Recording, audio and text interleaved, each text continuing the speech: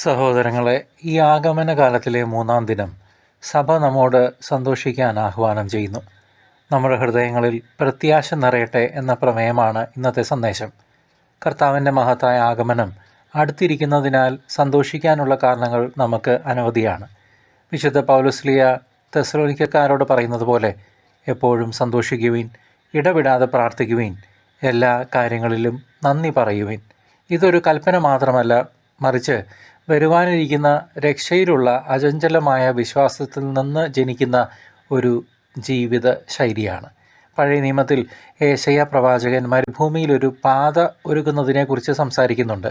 ഈ പ്രവചനം യോഹന്നാൻ സ്നാപകനിലൂടെ നിറവേറിയതുപോലെ നമ്മുടെ ജീവിതമാകുന്ന മരുഭൂമിയിലും പ്രത്യാശയുടെ പാത ഒരുക്കാൻ കർത്താവ് കടന്നു വരുന്നു. അവിടുത്തെ വരവിനായി നാം ഒരുങ്ങുമ്പോൾ നമ്മുടെ ദുഃഖങ്ങൾ സന്തോഷത്തിന് വഴിമാറും. നമ്മുടെ കഷ്ടപ്പാടുകൾക്കും വേദനകൾക്കും മധ്യേ ദൈവം നമ്മെ കൈവിടില്ല എന്ന ഉറപ്പാണ് നമ്മുടെ പ്രത്യാശയുടെ അടിസ്ഥാനം. അവിടുന്ന് നമ്മെ വിശ്വസ്തയോടെ പരിപാലിക്കുന്നു.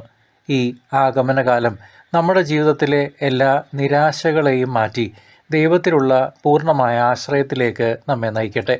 മറിയം തൻ്റെ സ്തോത്രഗീതത്തിൽ പാടിയതുപോലെ ദൈവം എളിയവരെ ഉയർത്തുകയും പിശകുന്നവരെ നന്മകൾ കൊണ്ട് നിറയ്ക്കുകയും ചെയ്യുന്നവനാണ്. ഈ സത്യം നമ്മുടെ പ്രത്യാശയെ വർദ്ധിപ്പിക്കുന്നു. അതിനാൽ സഹോദരങ്ങളെ, നമുക്ക് സന്തോഷിക്കാം, പ്രാർത്ഥിക്കാം, അവിടുത്തെ വരവിനായി ജാഗ്രതയോടെ കാത്തിരിക്കാം. നമ്മുടെ കർത്താവായ യേശുക്രിസ്തുവിൻ്റെ കൃപയും സമാധാനവും നിങ്ങളോടൊപ്പം ഉണ്ടാകട്ടെ. ആമേൻ.